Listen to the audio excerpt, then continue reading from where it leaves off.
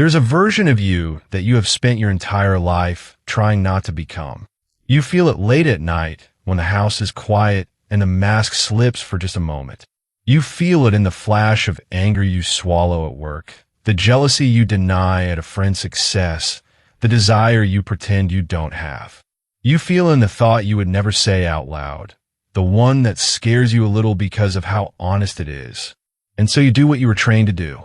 You push it back down. You smile. You apologize for existing. You tell yourself that if you were truly good, you wouldn't feel this way at all. But here's the question that should terrify you a little. What if that thing you keep burying is not the enemy? What if it's the part of you that's still alive? Modern life has taught you to fear your own depths. From childhood, you were rewarded for being agreeable and punished for being intense. You learned that anger is dangerous, that ambition is arrogant, that wanting things too openly makes people uncomfortable. So you built a self that other people could approve of, and you locked the rest away in a room you never visit. The problem is that the room doesn't stay empty. What you refuse to face doesn't disappear. It waits. It leaks out sideways. In resentment you can't explain, in exhaustion that has no clear cause, in the strange emptiness that follows even your successes. You start to feel like a stranger performing a role called you, while the real one sits somewhere behind your own eyes, unspoken and unseen.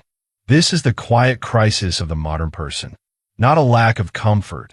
We have more comfort than any generation in history, but a lack of contact with ourselves. We have optimized away our discomfort so thoroughly that we've also optimized away our depth. And this is exactly where a 19th century German philosopher, dismissed by many of his contemporaries as dangerous, has something urgent to say to you. Friedrich Nietzsche did not write self-help books. He wrote like a man performing surgery on the illusions of his age, without anesthesia. He grew up devout, expected to become a pastor like his father, and instead became one of the most unsettling minds in the history of thought, a philosopher who announced that the moral certainties his culture depended on had quietly died, and that almost no one had noticed yet. He spent his life mostly alone, often in pain, mostly misunderstood. But buried inside his work is one of the most psychologically honest ideas ever put into words, that human beings are not simple, that we're not purely rational, purely kind, or purely good, and that the parts of us we're most ashamed of are often the very source of our vitality. Nietzsche didn't use the word shadow the way later psychologists would. That language belongs more to Carl Jung, who was deeply influenced by him. But the idea itself, that within every person lives an untamed, instinctual force that civilization teaches us to suppress, runs through nearly everything Nietzsche wrote. He called it, in different places, the will to power, not a desire to dominate others, as it's so often crudely misread, but a fundamental drive within every living thing to grow, to assert itself, to become more fully what it is capable of becoming. Here's where it gets uncomfortable. Nietzsche argued that most of what we call morality was not handed down from some eternal source of goodness. It was built historically by the weak as a way of surviving the strong. He called it slave morality, a system that redefines humility as virtue and ambition as sin, not because humility is objectively higher, but because it is safer for those who cannot compete. Under this system, the instincts that make you dangerous, driven, and alive get relabeled as flaws. Your hunger becomes greed. Your confidence becomes arrogance. Your anger becomes a character defect to be medicated away rather than a signal to be understood. You were not born ashamed of your own intensity. You were taught to be, and this is the part most people never fully understand. The goal was never to eliminate the darker instincts. The goal was never purity. For Nietzsche, a human being who successfully kills off every dark impulse doesn't become saintly. He becomes hollow, weak, reactive, a person with no fire left to direct anywhere. What Nietzsche proposed instead was something much harder and far more honest. Mastery. Not suppression. Not indulgence. Mastery. Think about what that actually means in practice. The anger you feel when someone disrespects you is not, in itself, evil. Left unexamined, it might destroy a relationship. Understood and channeled, it might be the very thing that finally gets you to set a boundary you've needed for years. The ambition you're embarrassed to admit to your friends might, left to rot in secrecy, curdle into bitterness and envy. Owned and directed, it might become the discipline that builds the life you actually want. The instincts themselves are not your enemy. Your relationship to them is the entire question. Nietzsche had a phrase for the kind of person capable of doing this. Someone who doesn't run from their own chaos, but organizes it into something powerful. He wrote that one must still have chaos in oneself to give birth to a dancing star. Read that again.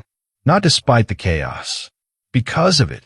The very turmoil you've spent your life trying to sedate might be the raw material of everything you're capable of creating. So why don't people do this? Why do so many spend an entire lifetime managing their darkness instead of mastering it? Because mastery requires something most people are unwilling to pay, the price of self-honesty. It is far easier to perform goodness for an audience than to sit alone with what you actually are. It is far easier to say, I forgave them, than to admit you still want to burn the bridge down.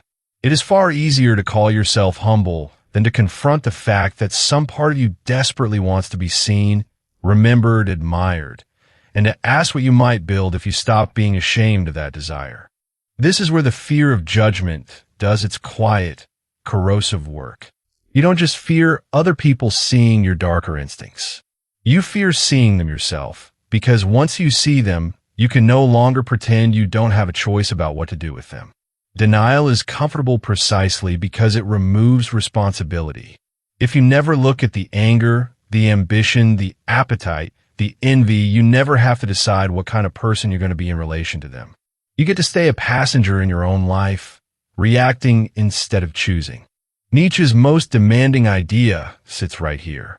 He believed the highest thing a person could do was not to become morally pure, but to become who they are, to take the raw, sometimes frightening material of their own nature and shape it deliberately into something with direction and meaning.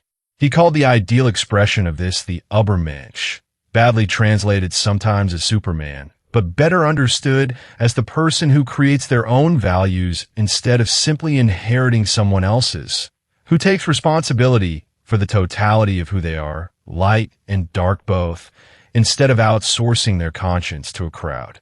This is not permission to be cruel. Read carefully, and you'll notice Nietzsche never celebrated harming others.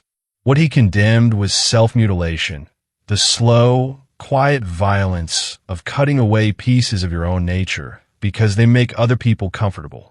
There's a difference between discipline and self-erasure, and most people, without realizing it, have confused the two for their entire lives.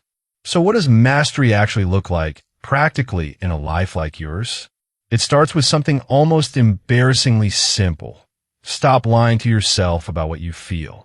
Not to broadcast every impulse to the world, but to at least admit it to yourself in private. Name the envy instead of dressing it up as concern. Name the ambition instead of calling it just curious. The moment you can look directly at an instinct without flinching, you already have more power over it than you did while you were pretending it wasn't there. Then comes the harder discipline, asking what that instinct is actually trying to give you. Anger, underneath, is often information about a boundary that's been crossed. Envy is often a map, pointing precisely at what you actually want, but haven't given yourself permission to pursue. Fear of failure is often evidence that you care about something enough for it to matter. These instincts are not noise to be silenced. They are data, and the strong don't destroy the data. They read it. Then, and only then, comes direction. This is where discipline replaces suppression. You don't eliminate the fire. You build something that can hold it. The same intensity that could destroy a relationship in a careless argument can build an empire of focus in your work. The same hunger that could collapse into addiction can become the discipline that transforms a body, a career, a life. Nietzsche called this sublimation, not denial, but redirection, taking the raw force of your nature and pouring it into something that demands everything you have. And here is the final, hardest truth Nietzsche leaves you with, one he called amor fati, the love of one's fate. Not resignation, not pretending pain didn't happen, but an active, almost fierce acceptance of everything you are, including the parts you didn't choose and can't erase. The wound, the flaw, the impulse, the failure, and the refusal to spend one more year of your life at war with your own nature. Because that is what it has been, hasn't it? A war.